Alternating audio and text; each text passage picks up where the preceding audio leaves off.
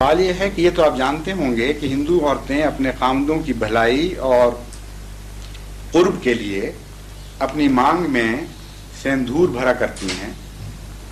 سندور کی فیکٹری میں ملازم شخص نے ڈرتے ڈرتے فیکٹری کے مالک سے پوچھا کہ مالک، جو کچھ سندور کی ڈبیا پر لکھا ہے کیا یہ سچ ہے؟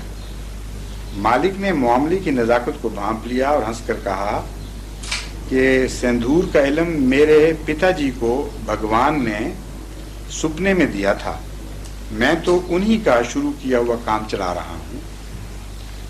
کیا آپ یہ بتانا گوارا کریں گے کہ مرزا صاحب واقعی نبی تھے یا ان کو بھی نبی ہونے کا سپنا ہی آیا تھا؟ کیا آپ کا نمبر کیا آپ کا ضمیر اس معاملے میں مطمئن ہے کہ آپ جو کام مرزا غلام احمد نے شروع کیا تھا وہ کر رہے ہیں؟ اعجاز احمد صاحب جنجوا، انہوں نے بڑے لمبے سندور کے واسطے سے آخر بات کھولی ہے۔ قرآن کریم فرماتا ہے یا ایھا الذین آمنوا اتقوا اللہ قولوا قولا سدیدا یصلح لکم اعمالکم، کہ اے مومنو جو ایمان لائے، وہ لوگوں جو ایمان لائے تقوی اختیار کرو اور سیدھی بات کیا کرو۔ سیدھی بات سے اصلاح اعمال ہوتی ہے۔ سیدھا سوال یہ تھا کہ حضرت مسیح موعود علیہ الصلوۃ والسلام کو اگر میں نبی سمجھتا ہوں تو واقعی سمجھتا ہوں، اور اگر سمجھتا ہوں تو کن معنوں میں سمجھتا ہوں، اور کیا جو میں کام کر رہا ہوں مجھے ایمان ہے کہ واقعی اندر یہ درست ہے؟ اس کا جواب یہ ہے کہ میں حضرت مسیح موعود علیہ الصلوۃ والسلام کو بالکل ان معنوں میں نبی سمجھتا ہوں جن معنوں میں حضرت صلی اللہ علیہ وآلہ وسلم نے آنے والے مسیح کے لیے لفظ نبی اللہ استعمال فرمایا۔ ایک جواب میرا غور سے سن لیجئے، میں بین ہی ان معنوں میں نبی سمجھتا ہوں جن معنوں میں حضرت اقدس محمد مصطفیٰ صلی اللہ علیہ وآلہ وسلم نے جن پر آیت خاتم النبیین نازل ہوئی تھی، آنے والے مسیح کے متعلق، گزرے ہوئے کے متعلق نہیں، آنے والے مسیح کے متعلق لفظ نبی اللہ استعمال فرمایا، اور ایک مسلم کی حدیث میں 4 مرتبہ یہ لفظ آپ نے استعمال فرمایا۔ میں ان معنوں میں آپ کو نبی سمجھتا ہوں جن معنوں میں امام مہدی کا مفہوم قرآن کریم میں ملتا ہے، اور جن معنوں میں امام مہدی کی پیشگوئی حضرت صلی اللہ علیہ وسلم نے بیان فرمائی ہے۔ امام مہدی کا اگر مقام حضور اکرم کے تابع نبی کا نہیں تھا تو حضرت مرزا صاحب کا بھی ہرگز وہ مقام نہیں تھا، لیکن اگر حضرت امام مہدی کا مقام امتی نبی کا مقام ہے، اور اگر مسیح محمدی کا مقام امتی نبی کا مقام ہے، تو حضرت مرزا صاحب کا مقام بھی امتی نبی ہی کا مقام ہے۔ یہ ناممکن ہے کہ ایک شخص مسیح ہونے کا دعویٰ کرے اور وہ سچا ہو اپنے دعوے میں، اور کہے کہ میں مسیح تو ہوں لیکن نبی نہیں، کیونکہ مسلم کی حدیث اس پر مخالفانہ گواہی دے گی کہ اے دعویٰ کرنے والے، تو مسیح کیسے ہو گیا؟ محمد رسول کریم صلی اللہ علیہ وآلہ وسلم جن پر آیت خاتم النبیین نازل ہوتی ہے، وہ تو مسیح کے سچا ہونے کی یہ علامت بیان فرماتے ہیں کہ وہ نبی اللہ ہوگا۔ اگر تو وہ مسیح ہے جو نبی اللہ نہیں تو جا جھوٹے، ہمیں اس سے کوئی واسطہ نہیں۔ پھر تو یہ جواب ہوگا۔ اگر کوئی شخص امام مہدی ہونے کا دعویٰ کرے اور ساتھ یہ دعویٰ بھی کرے کہ مجھے خدا نے بذریعہ وحی امام نہیں بنایا، میں خود بن گیا، تو آپ کو اس کے دعوے کی کوڑی کی بھی پرواہ ہوگی یا نہیں ہوگی؟ اپنے دل میں سوچیں، بجائے اس کے کہ دلچسپ بات بنانے کی خاطر احمدیت پر اعتراض کریں، پہلے اپنے عقیدے کو تو واضح کر لیں۔ آپ کے نزدیک امام مہدی کا کیا مقام ہے؟ میں جانتا ہوں، اور اگر آپ اپنے دلوں کو ٹٹولیں گے، اپنے علماء سے پوچھیں گے، تو اس نتیجے کے سوا آپ نکال ہی نہیں سکتے کہ امام مہدی امتی نبی کے سوا کچھ بھی نہیں ہو سکتا۔ اس میں وہ 2 شرطیں پائی جاتی ہیں جو ہر نبی کے لازمہ ہیں، جو نبی سے باہر مل ہی نہیں سکتی، اور آپ کا ایمان ہے کہ امام مہدی میں وہ 2 شرطیں پائی جاتی ہیں۔ نبی کی کیا شرط ہے؟ اللہ اس کو کھڑا کرے، اپنی وحی سے اس کو امام بنا دے زمانے کا، یہ پہلی شرط ہے نبوت کی۔ دوسری شرط یہ ہے کہ اس کے انکار کی اجازت نہیں دیتا خدا تعالیٰ، اس پر ایمان لانا ضروری قرار دیتا ہے۔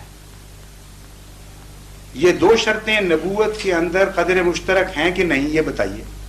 اگر نہیں بتانا سوچ لیجئے اپنے دل میں۔ اب بتائیے امام مہدی ان دونوں شرطوں میں سے کس کے بغیر ہوگا؟ کیا امام مہدی اپنے خیال سے کھڑا ہو جائے گا؟ کیا امام مہدی کا قوم انتخاب کرے گی؟ کیا خدا اس کو مقرر کرے گا یا نہیں کرے گا؟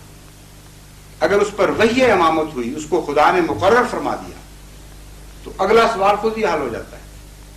جس کو خدا کھڑا کرے وہ چاہے ادنا ہو یا اعلیٰ ہو، اس کا انکار، اس کے انکار کی اجازت ہی نہیں دیتا کسی بندے کو۔ اور ساری امت کے علماء آج بھی اس بات پر متفق ہیں۔ اب کسی فرقے کے عالم سے جا کر پوچھ لیجئے، وہ آپ کو بتائے گا کہ امام مہدی میں یہ دو شرطیں لازمی ہیں۔ خدا بنائے گا، ورنہ بندے کے بنائے ہوئے امام کے منہ پہ کوئی تھوکتا بھی نہیں۔ خدا بنائے گا اور اس کی بیعت کرنا، اس کا قبول کرنا ضروری ہوگا امت کے لیے۔ اگر کوئی عالم یہ نہ مانے تو وہ حدیث اس کو دکھا دیجئے جس میں حضرت صلی اللہ علیہ وآلہ وسلم کا حکم ہے کہ جب امام مہدی نازل ہو تو برف کے پہاڑوں پر سے بھی گزر کے جانا پڑے، تم اس تک پہنچو۔ ایک ارشاد یہ ہے اس کی بیعت کرو، دوسرا ارشاد یہ ہے اس کو میرا سلام پہنچاؤ۔ یہ دونوں حدیثیں موجود ہیں۔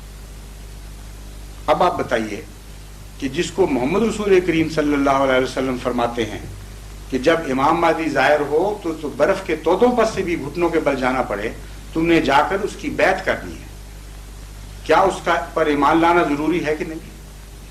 اگر ضروری ہے اور آپ کا دل گواہی دے رہا ہے کہ ضروری ہے، تو بتائیے قرآن کریم میں نبیوں کے سوا کسی پر ایمان لانا ضروری قرار دیا ہے؟ اللہ، رسول، ملائکہ، کتب، یوم آخرت اور نبی، اس کے سوا کسی انسٹیٹیوشن پر ایمان لانا ضروری قرار ہی نہیں دیا۔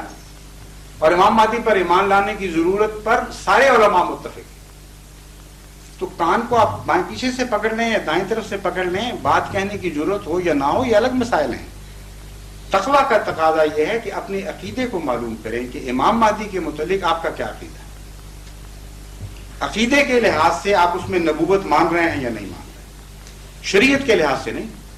وہ ہمارا بھی یہی عقیدہ ہے کہ 100% شریعت محمد مصطفیٰ کا تابع اور غلام، 100% حضرت محمد رسول کریم صلی اللہ علیہ وسلم کے فرمان کا تابع اور غلام۔ یہ شرطیں آپ کے عقیدے میں، ہمارے میں، دونوں میں مشترک ہیں، اس میں اعتراض ہی نہیں ہو سکتا۔ لیکن امام مہدی کے متعلق جو جز آپ نے قائم کیے ہوئے ہیں وہ اجزائے نبوت ہیں۔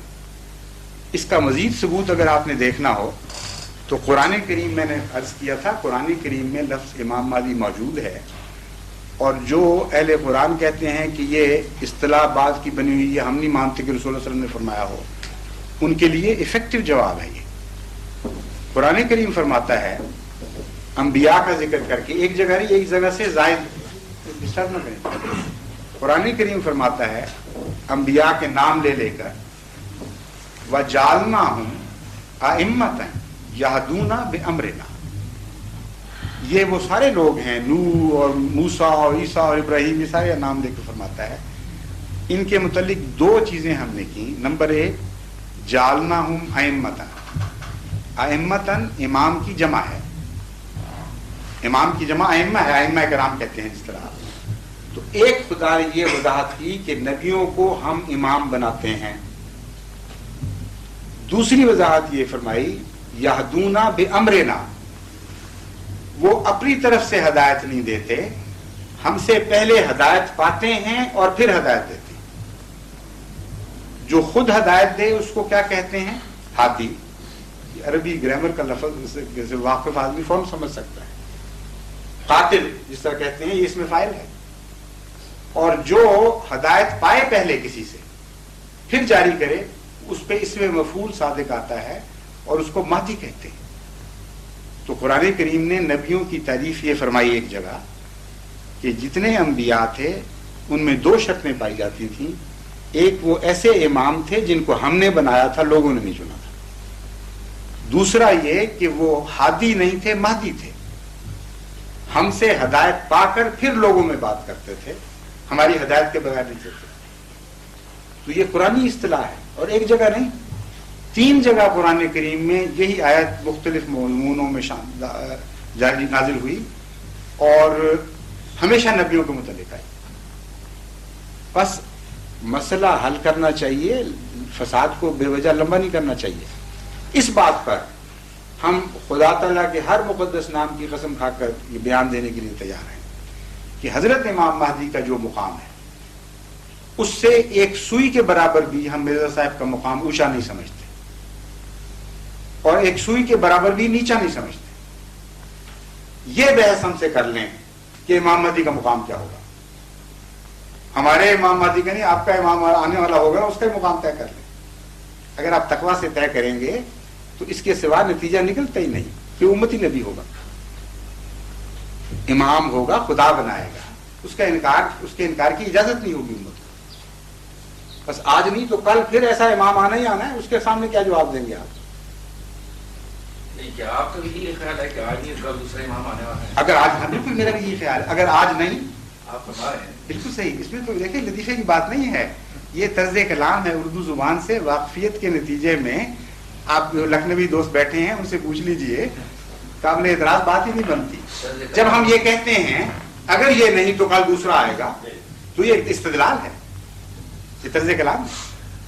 قرآن کریم نے اس طرز کلام کو استعمال کیا، اس لیے ایسی بات پر مذاق اڑانا نہیں چاہیے. نہیں مذاق نہیں ہے، جو قرآن کریم نے بھی استعمال کیا. عالم ہے اور بزرگ ہیں، آپ سے پوچھنا یہ میرا فرض تھا، اس کو کلیئر کرنا میرا. جزاک اللہ. لیکن اچھا معافی، میں معافی چاہتا ہوں، مجھے آپ کی طرف سے یہ لگا تھا کہ آپ مذاق کر رہے ہیں. میں مذاق نہیں کر رہا. آپ عالم ہیں، میں کچھ بھی نہیں ہوں آپ کے. نہیں، آپ تو بڑے شریف، میرے معزز مہمان ہیں. اچھا کہ غلط فہمی دور ہو گئی. جزاک اللہ.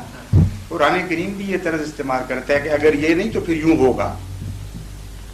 تو کہہ دے ان سے کہ اگر خدا کے سوا اور معبود ہوتے تو زمین آسمان پھٹ جاتے. یہ ہے نا قرآن کریم میں آیا. تو کوئی کہے کہ اچھا پھر خدا کے سوا معبودوں کا امکان مانتا ہے خدا تعالیٰ؟ ہرگز نہیں.